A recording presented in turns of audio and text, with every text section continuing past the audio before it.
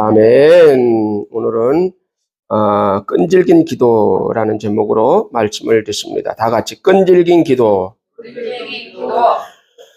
오늘 끈질긴 기도라는 제목은 오늘 본문 내용에 주님이 비유로 말씀하신 과부와 재판장의 비유에 대해서 그것으로 말씀하시는 것을 우리가 볼 수가 있습니다. 오늘 본문은 기도를 하되 낙심하지 말고 기도할 것에 대하여 기도를 하되 낙심하지 말아라, 이렇게 말씀하시면서 주님이 예화를 들으신 겁니다. 여기에 나오는 과부, 우리가 2000년 전 이야기입니다. 2000년 전에 일어난 사건이면 100년 전만 해도 우리나라가 옛날이잖아요. 100년 전만 해도 옛날인데 2000년 전입니다. 옛날 한 옛날, 그 옛날이에요. 굉장히 오래된 옛날. 뭘 얘기하고 있느냐면 그때 당시에 과부라는 그 과부는 매우 힘듭니다. 지금 상황하고 다릅니다. 지금은 뭐 혼자 돼도 상관이 없어요. 혼자 살아도 상관이 없고, 그래서 요즘에 이제 결혼을 안 하려고 하잖아요. 결혼을 안 하고 혼자 살아도 된다. 뭐 충분히 이제 경제 활동을 할 수 있으니까. 그렇지만 2000년 전, 우리나라의 100년, 150년 전만 해도 우리가 농경사회 시대 때는 이렇게 벌써 남의 동네만 가도 살기가 힘들어요. 또 거기다가 과부가 혼자 산다? 매우 힘듭니다. 자기 동네에서, 자기가 태어난 동네에서 거기서 살면서 과부가 되면 그래도 좀 납니다. 집안 식구들이니까 다 조금 납니다. 근데 시집은 대체로 뭐 옆 동네로 간다거나 이렇게 가잖아요. 그럼 갔는데 혼자가 됐어. 남편이 없어. 자식도 없어. 그러면 혼자서 살아야 하는 이 과부는 정말로 힘듭니다. 왜 그러냐면 경제 활동이 안 돼요. 처음 경제 활동이 안 되고, 그리고 누가 지켜줄 사람이 없습니다. 아무도 지켜줄 사람이 없어요. 뭐 아들이라도 있다면 그 아들이 지켜주겠지만 아무도 자기 편 들어줄 사람이 없습니다. 거기다가 돈도 없지요. 힘도 없지요. 아무것도 할 수 있는 게 없어요. 그러다 보니까 온 마을 사람들에게 무시당하고 또 누명을 쓰고 또 이렇게 계속 이렇게 되는 겁니다. 그 당시에 고아와 과부는 정말로 사람 취급을 못 받습니다. 우리가 이제 고아를 봐도 그래요. 고아를 봐도 고아는 이렇게 살아가면서 혼자서도 막 그 번뇌가 굉장히 심하잖아요. 고아는. 그런데 부모도 없어. 또 친척도 없어. 돈도 없어. 아무것도 없어. 기댈 사람이 없어. 그럴 때 얼마나 억울하고 힘든 일을 많이 당하겠느냐는 거야. 도둑질 안 했는데 도둑질 당했다고 또 매 맞고 막 사람들한테 막 이렇게 타양살이를 해본 사람은 그 서름을 압니다. 괜히 그냥 막 괜히 그렇습니다. 그래서 이 고아와 과부는 2000년 전에 고아와 과부라는 것은 정말로 이 농경사회에서 살아갈 수 있는 힘이 없습니다. 어떤 힘이 없어요. 아무런 힘이 없어요. 아무도 거들떠보지 않습니다. 천대받는 사람들입니다. 그래서 성경은 무엇을 이야기를 하고 있느냐면 성경에는 다처제에 대한 이야기를 하고 있어요. 다처. 그러니까 한 사람이 처를 몇 명 둘 수 있는 거예요. 구약 성경에서 그걸 얘기하고 있다고. 그러면 지금 우리가 이렇게 봤을 때 미친 거 아니야? 이렇게 생각할 수도 있겠죠. 당연히 우리 입장에서. 근데 성경의 정신은 그런 것이 아니고, 성경의 정신은 뭐냐면 그 당시에 전쟁을 나가면 남편이 죽잖아요. 남편이 죽으면 이 사람은 고아가 됩니다. 살아갈 힘이 없어요. 여기서 얻어맞고 저기서 누명 쓰고 아주 고통스럽습니다. 그러니까 이 과부들이 뭐라고 얘기를 하냐면 그 남자에게 찾아가서 먹고 사는 거, 입고 사는 거 다 내가 다 할 테니까 내 이름을 당신의 그 부인이라고, 후처라고 후처에 거기다만 올려주세요. 그렇게 부탁을 합니다.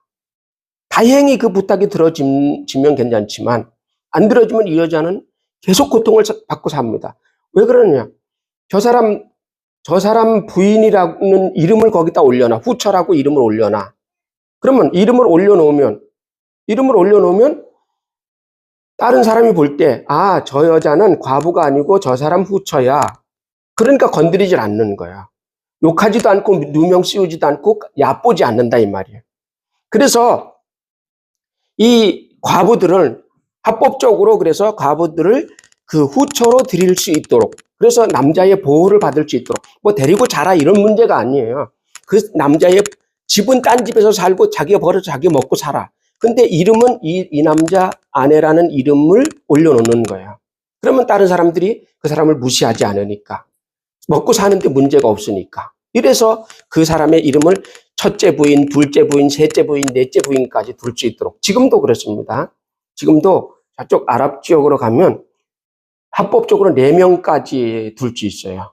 4명까지. 그 주민등록 그 밑에 칸을 4개를 합법적으로 놔뒀어요. 그래서 이렇게 할 수 있도록 그렇게 만들어 놨습니다. 그런 정신이 뭐냐면 그 과부들을 구제해주는 정신이에요, 그게.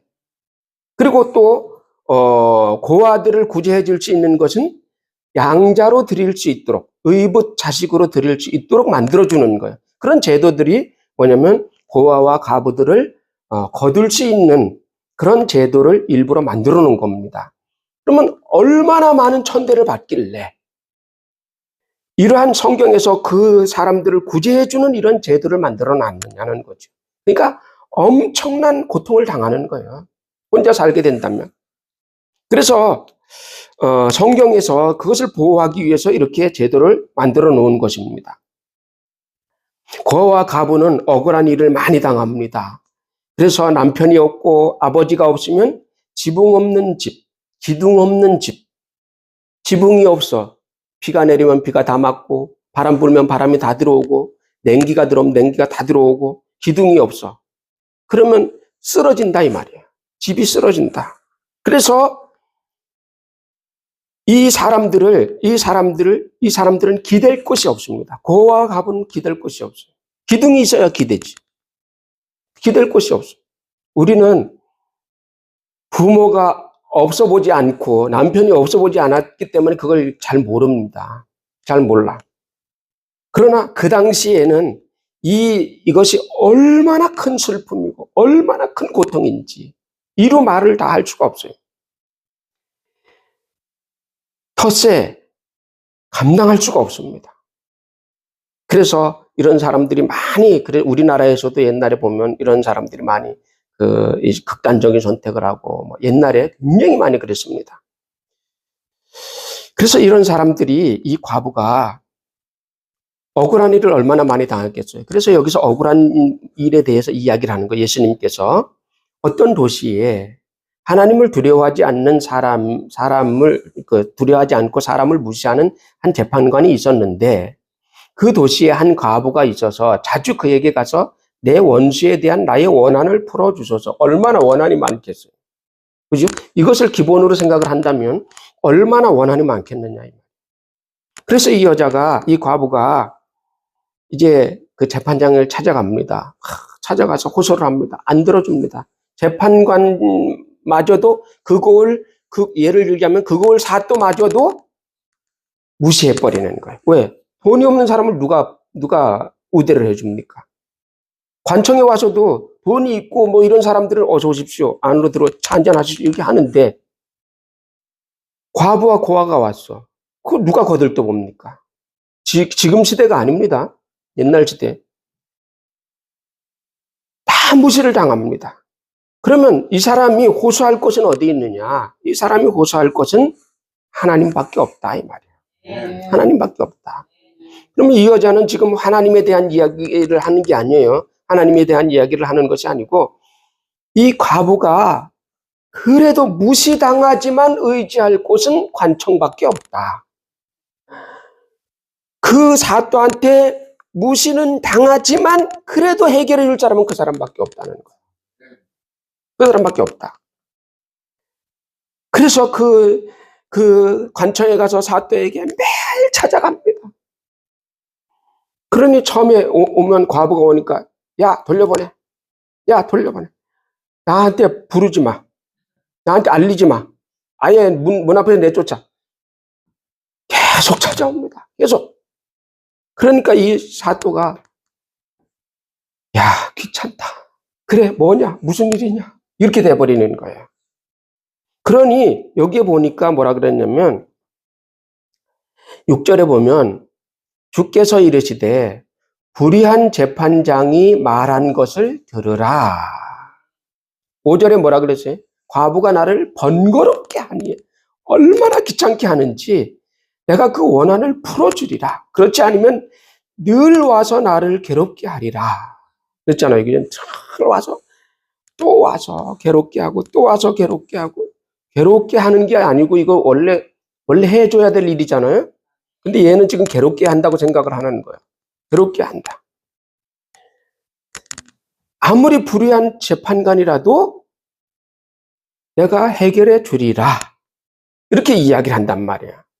그 6절에 말씀하신 것처럼 불의한 재판장이 말한 것을 들으라. 하물며 하나님께서 그 밤낮 부르짖는 택하신 자들의 원한을 풀어주지 아니하시겠느냐? 그들에게 오래 참으시겠느냐? 이렇게 말씀을 하십니다. 이렇게 말씀을 하세요.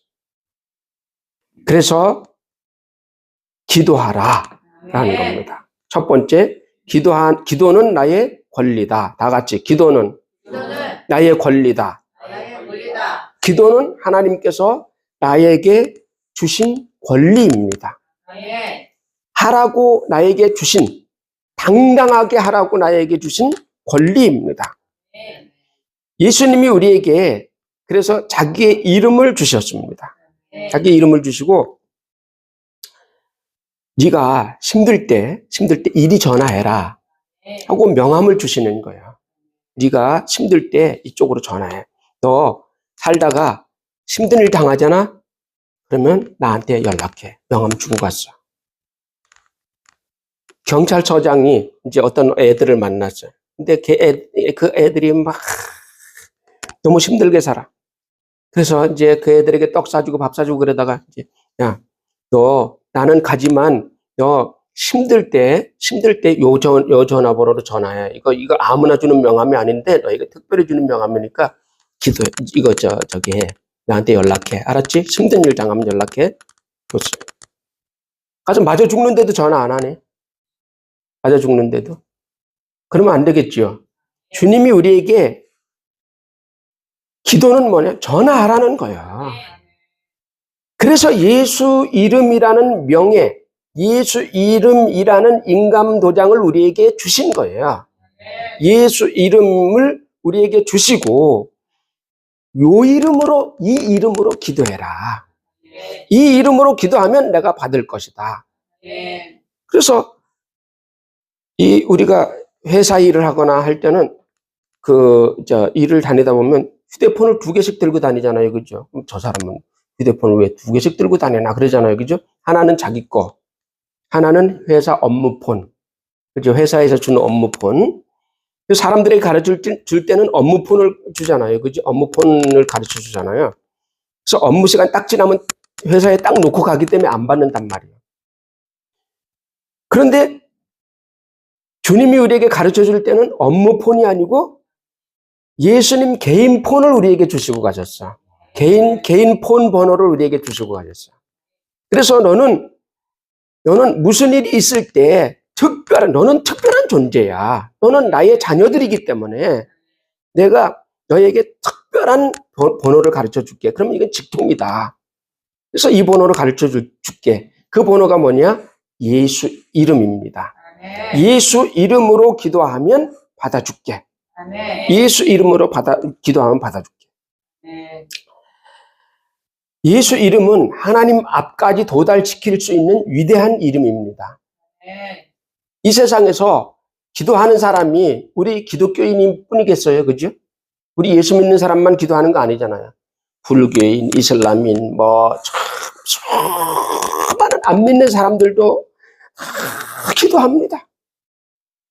근데 그런 기도가 다 올라가느냐? 하나도 안 올라갑니다. 왜 안 올라가느냐? 예를 들어서 우리가 대통령 앞으로 편지를 보냅니다.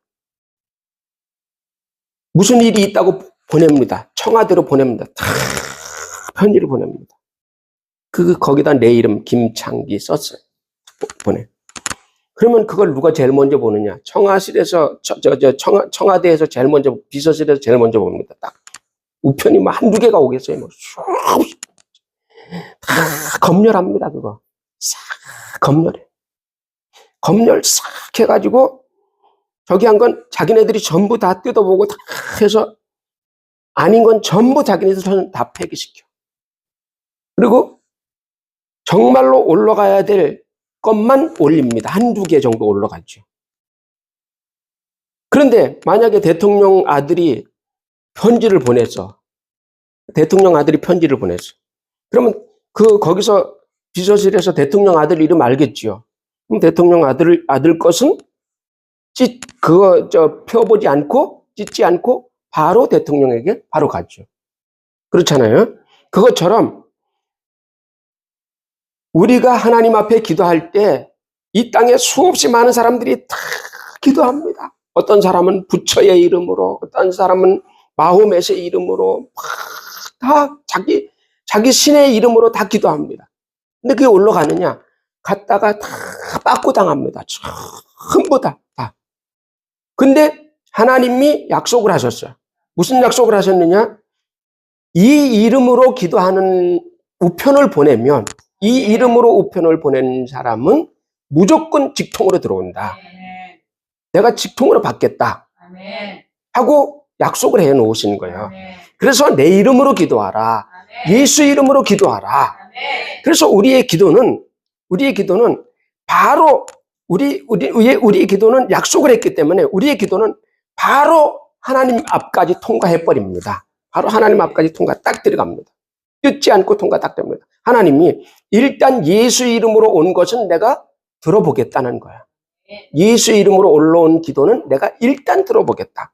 그래서 예수 이름을 우리에게 주신 겁니다. 그래서 주님이 내 이름으로 기도하라. 내가 시행하리라. 말씀을 하신 겁니다. 예수 이름은 청와대도 통과하고 예수 이름은 천국도 통과해서 하나님 앞에 딱 통과돼 들어가는 이름입니다. 그래서 예수 이름을 우리에게 주신 겁니다. 저는 옛날에 군대에 있을 때 한 번 그런 적이 있어요. 한 번 편지를 쓴 적이 있어요. 하도 제가 이제 파견대 나가 있어가지고 파견대에 이제 한 70명 정도가 됩니다. 70명 정도가 파견 나가 있어요. 파견 나가 있는데 거기는 격리가 딱 돼 있는 곳이에요. 그러다 보니까 막 폭행이 굉장히 심해요. 굉장히 폭행이 심하고 군기가 셉니다. 그래가지고 제가 나는 이런 거는 못 본다. 아주 성질이 아주 좀 그렇습니다. 그래서 막 그런 약한 자가 당하고 막 이러는 걸 보면 못 견딥니다. 내가 죽어도 내가 그냥 한번 해본다. 이렇게. 그래가지고 투서를 썼습니다. 이게 보통 문제가 아니에요, 이게. 투서를 써가지고 대대장한테 보냈어요. 한 3일 지났습니다. 근데 우리 중대장이, 거기는 이렇게 파견되는 중대장이 최고예요. 대통령이라 그래요. 중대장이 어느 날 찾아왔어요, 나를. 그래서 오토바이 딱 타고, 둘이서 찾아왔어요. 찾아와가지고, 나하고 얘기 좀 하자. 근데 난 뭔 소리인지 모르는 거야. 편지에 보냈지만 뭐 어떻게 된지 모르지. 대대장한테 들어갔을 줄 알았는데 투스탄데 들어갔을 거라고 생각을 했지.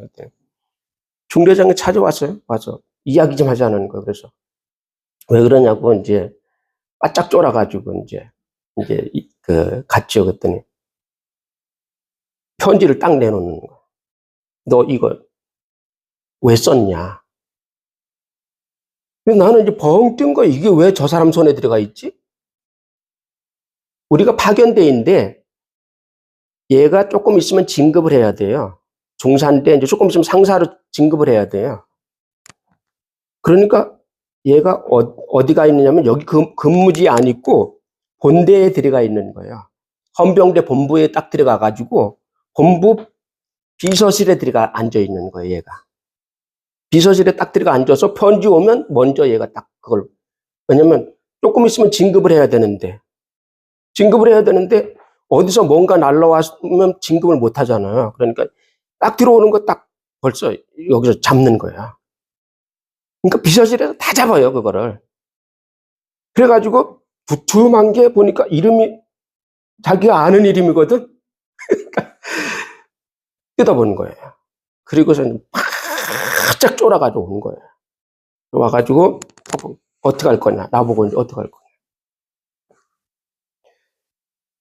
내가 보고 이게 그 중대장님 손에 들어갔네요. 그러니까 얘가 그냥, 얘도 막 얼굴이 막 사색이 됐어요. 만약에 들어왔다는 거, 이 편지가 여기 들어왔다는 걸 내가 다시 한번 하면 얘도 이제 날아가는 거야. 남자 대 사나이 대 사나이로서 한번 이야기하자. 너 해달라는 거 다 해줄게. 이러는 거, 이게. 아주 그냥 아슬아슬했었죠, 그때. 그러니까 뭘 얘기하냐면 비서실에서 다 잡습니다. 비서실에서 모든 편지 오는 거 전부 다 잡습니다. 전화 오는 거 다 잡습니다. 그리고 꼭 필요한 것만 이렇게 위로 올리게 되어 있는 거죠. 그러니까 우리가 기도해도 있잖아요. 우리가 기도해도 이 기도는 뭐 천국으로 다 거기까지 올라가겠지. 올라가다가 중간에서 다 카트 다 시켜버립니다. 그런데 한 가지 약속한 것이 있어요. 그 약속이 뭐냐? 예수 이름의 도장을 찍은 기도는 내가 직통으로 받아주겠다는 거예요. 어떤 기도든지 받아주겠다는 거예요. 어떤 기도든지.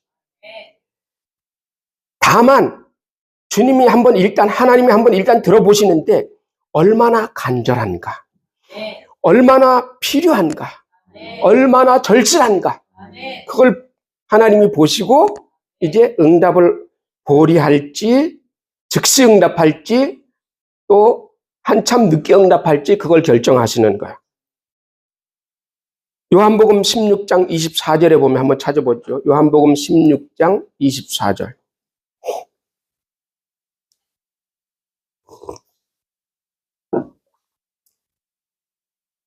요한복음 16장 24절.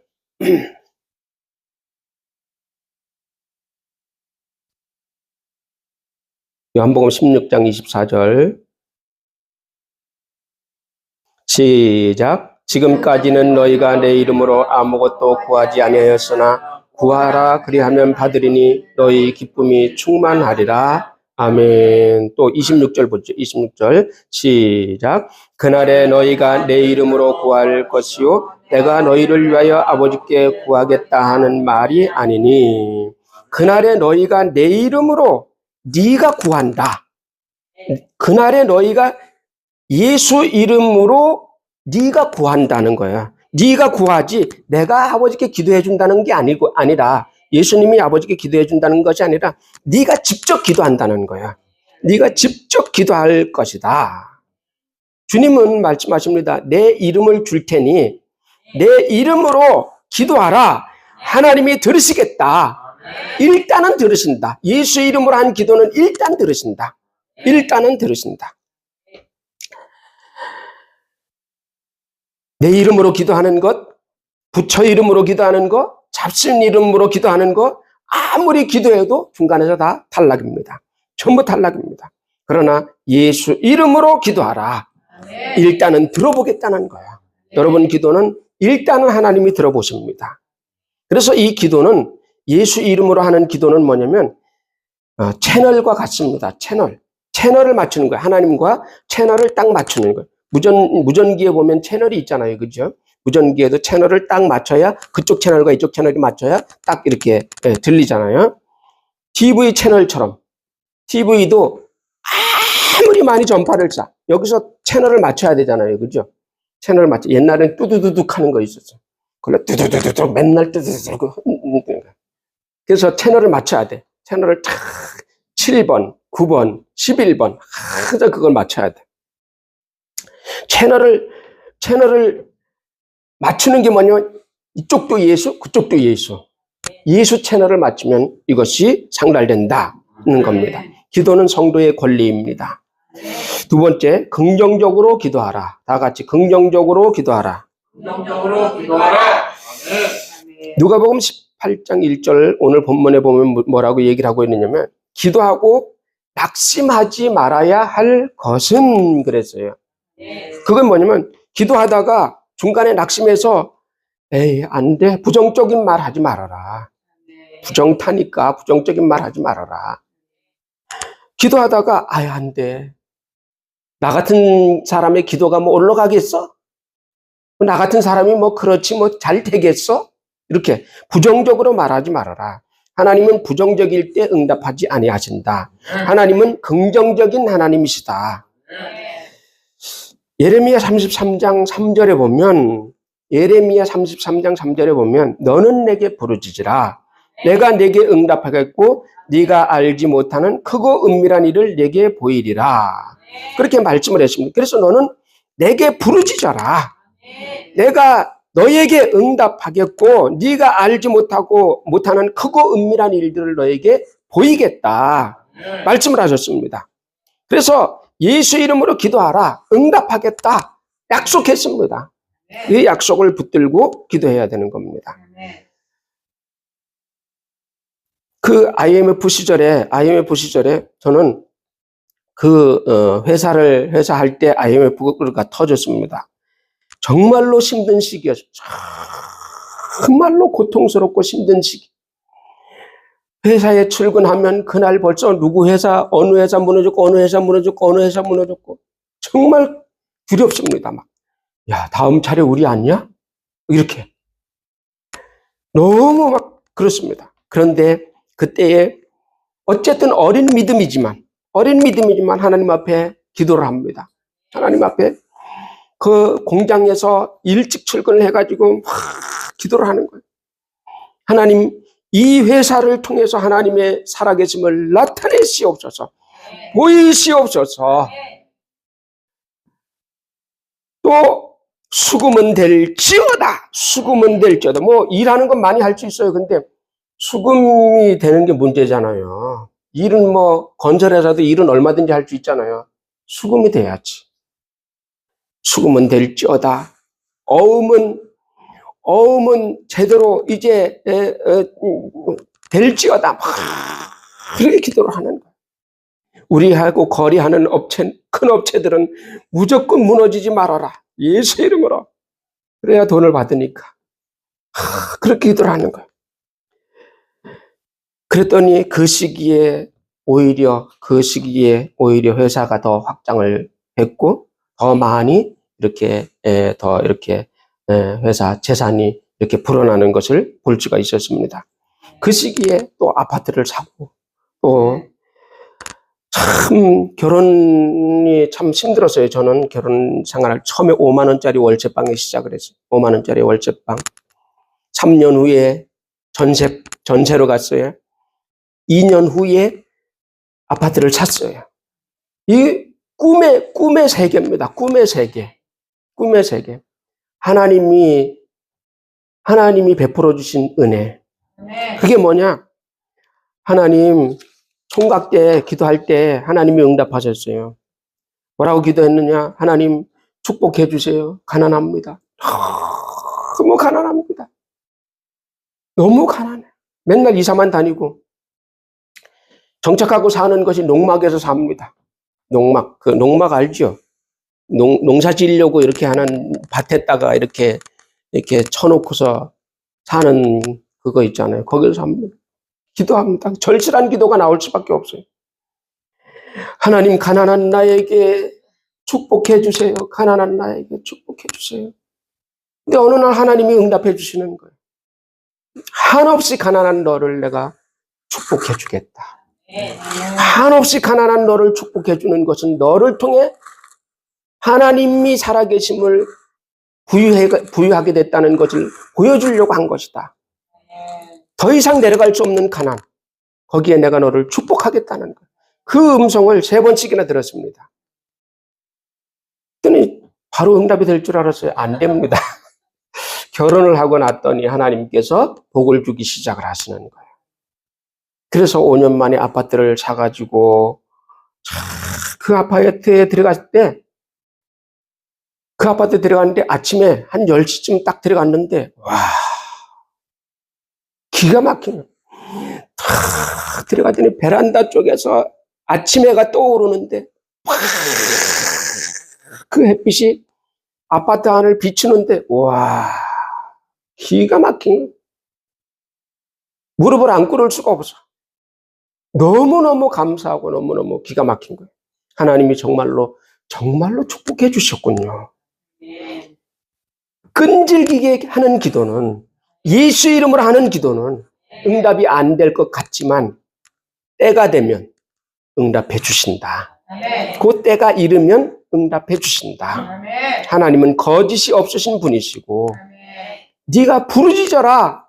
내가 내게 크고 비밀한 일들을, 은밀한 일들을 너에게 보여주겠다는 거예요.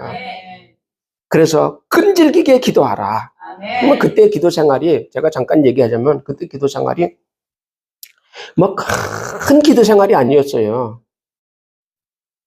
새벽 기도 어떨 때는 가지만 어떨 때는 못 갈 때도 있고 이렇게 새벽 기도를 갔습니다. 그리고 저녁 기도가 주예요. 저녁 기도가 항상 회사 퇴근하면 저녁 기도. 그때 결혼하기 전입니다. 결혼하기 전. 퇴근하면 기도하러 가는 그 발걸음이 얼마나 가벼운지 몰라. 여기서 어느 정도가 되냐면 거리가, 교회가 여기서 서든동 다리 건너잖아요. 서든동 다리 건너서 저 무슨 칠성사이단가 뭔가 뭐 하여간 뭐 그런 거 있죠. 거기까지 갈 정도 거리 돼요. 저녁에 퇴근하고서 집에서 들렸다가 거기를 탁 걸어가면 시원하고 얼마나 좋은지 몰라. 막 뛰었다 걸었다 그냥 가서 기도하고 또 돌아올 때 너무 발걸음이 가볍고 그거 매일 그렇게 이제 뭐 빼먹을 때도 있겠죠. 그러나 거의 그렇게 합니다. 이건 뭐 원래 친구도 없고 원래 그래요. 그러니까 이제 그게 제일 유일한 낙이야. 참 너무 좋습니다. 그래서 저는 이렇게 저녁마다 교회에 와서 옛날 아주 예수 믿고서부터 그런 게 있었어요. 그렇게 이제 하루에 한 번씩 교회에 들려서 기도하고 가는 게 이게 이제 가장 낙이에요. 그러니까 하나님이 그런 기도를, 그래서 뭐 기도를 오래 하느냐? 그거 아니에요. 한 50분, 1시간 정도 합니다. 그 정도 하고서 이제 집에 오고 이렇게 늘 이렇게. 그렇게 막 몇 시간씩 하는 기도가 아닙니다. 근데 그 기도에 하나님이 응답하시는 거예요. 그 기도에 응답하신다. 그래서 우리는 세 번째, 끈질기게 기도하라. 다 같이 끈질기게 기도하라. 오늘 누가복음 18장 5절에 보면 뭐라고 말씀하시느냐면 이 과부가 나를 번거롭게 하니 내가 그 원한을 풀어주리라. 그렇지 않으면 늘 와서 나를 괴롭게 하리라 하였느니라. 하물며 7절에 하물며 하나님께서 밤낮 부르짖는 택하신 자들의 원한을 풀어주지 아니하시겠느냐. 그들에게 오래 참으시겠느냐. 8절에 내가 너희에게 이르노니 속히 그 원한을 풀어주리라. 그러나 인자가 올 때에 세상에서 믿음을 보겠느냐 하시니라. 속히 응답해 주겠다. 매일 기도하라. 응답을 꿈꾸며 기도하라. 응답을 꿈꾸며 응답해 주실 거야. 긍정적이지요. 이렇게 한다고 응답이 되겠어? 부정적이에요. 응답해 주실 거야. 언젠가 해 주실 거야. 꿈을 안고 꼭 야곱이 간절한 꿈을 안고 돌베개를 베고 웅크리고 자는 것처럼 꿈을 안고 기도하라. 네 번째, 응답하시는 분인 것을 믿고 기도하라. 다 같이 응답하시는 분인 것을 믿고 기도하라. 8절에 보면 뭐라 그랬냐면 믿음을 보겠느냐 그랬어요. 믿음을 보겠느냐.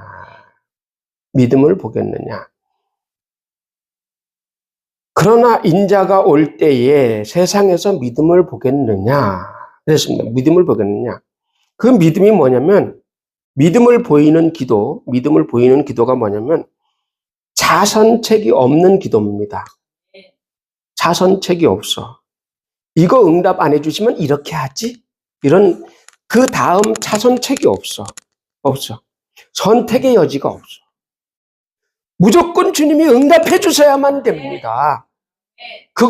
그것만이 내가 살 길이지 다른 것은 없습니다. 다른 선택이 없어. 응답만 선택이야. 자선책이 없는 기도. 그것이 목숨 건 기도, 응답해 주지 않으면 끝인 기도. 그 기도를 주님이 믿음을 보겠느냐라는 거예요. 그게 믿음 있는 기도입니다. 이 일을 하나님이 이렇게 응답해 주셔야 됩니다. 응답해 주셔야 됩니다. 다른 방법이 없습니다. 이렇게 응답해 주셔야 됩니다. 하고 기도하는 기도. 절실함이라는 거가 있어요. 죽음의 문턱까지 갔다 온 사람들의 그 생각은 절실합니다. 절실해. 병에 걸려서 죽음의 문턱까지 바라본 사람은 절실합니다. 그 절실한 기분이 어떤 건지 알아요. 그 하나님 이유가 없으면 나는 죽습니다. 죽음의 문턱까지 갔다가 왔을 때 마음이 이전과는 전혀 달라. 이 감정을 잘 모를 거예요. 죽음의 문턱까지 갔다가 돌아왔을 때, 죽음을 문턱을 가니까 내가 그동안에 소중하게 여겼던 것들이 아무것도 아니구나. 진짜 소중한 건 이건데, 라는 것을 생각을 하게 돼요. 그러니까 우리의 절실한 기도는 죽음의 문턱 앞까지 가는 그런 절실한 기도. 믿음도 그렇습니다. 믿음도 죽음의 문턱까지 갔다 온 사람들은 절실한 믿음이 있어요. 절실한 믿음이 있어요. 그게 어떤 건지 알아. 믿음이라는 것이 어떤 건지 알아.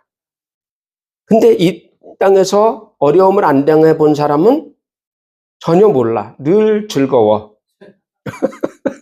늘 마음이 이렇게 떠 있어. 닿아서 그 마음이 주께로 와서 닿을 정도로 절실해야 됩니다. 와서 닿을 수 있도록 절실한 마음. 그 마음. 요즘에 TV에 보면 뭐가 나오냐면 토요일 주일날 나오는 게 화려한 날들이라는 그런 드라마가 나와요. 재미가 엄청 없다고 하는데 거기에서 요즘에 나오는 게 뭐냐면 이제 어떤 남자가 심장병에 걸려서 심장을 교체를 해야 돼. 그러니까 뭐라 그러지? 심장 이식 수술을 해야 돼. 심장 주는 사람이 있으면 그 사람과 이식 수술을 해야 돼. 그런데 이것을 젊으니까 지금 나이가 어리니까 이것을 부모에게도 이야기 못하고 혼자서 막 고통스러워. 죽음을 앞선 수술하면 산다고는 하지만 본인은 그게 아니에요. 너무 막 절실하고 아프고 막 눈물 흘리고 막 다른 사람이 왔을 땐 별거 아니요. 교체하면 되지 이렇게. 그러나 본인은 그게 아니요. 죽을 수도 있어. 그런 그 절실함에 대해서 이야기를 하는 거예요. 하나님 앞에 하나님이 아니면 나는 안 됩니다. 하나님 응답이 아니면 나는 없습니다. 그러한 절실한 마음을 가지고 기도하는 것이 그것이 차선책이 없는 기도, 그것이 믿음을 보겠느냐라는 거예요. 믿음을 보겠느냐? 그 믿음을 보이시기를 예수님의 이름으로 축원합니다. 결론적으로 말씀드리면 과부에게는 다른 자선책이 없습니다. 오직 나를 비웃지만 그 사또가 나를 해결해 줄 유일한 사람입니다. 우리도 나를 도와주실 이는 주님밖에 없습니다. 아무도 없습니다. 다른 도리가 없습니다. 내게 응답하여 주시옵소서. 주님밖에 없습니다 하는 기도로 응답받는 저와 여러분 되기를 예수님의 이름으로 축원합니다. 기도하겠습니다. 하나님 아버지,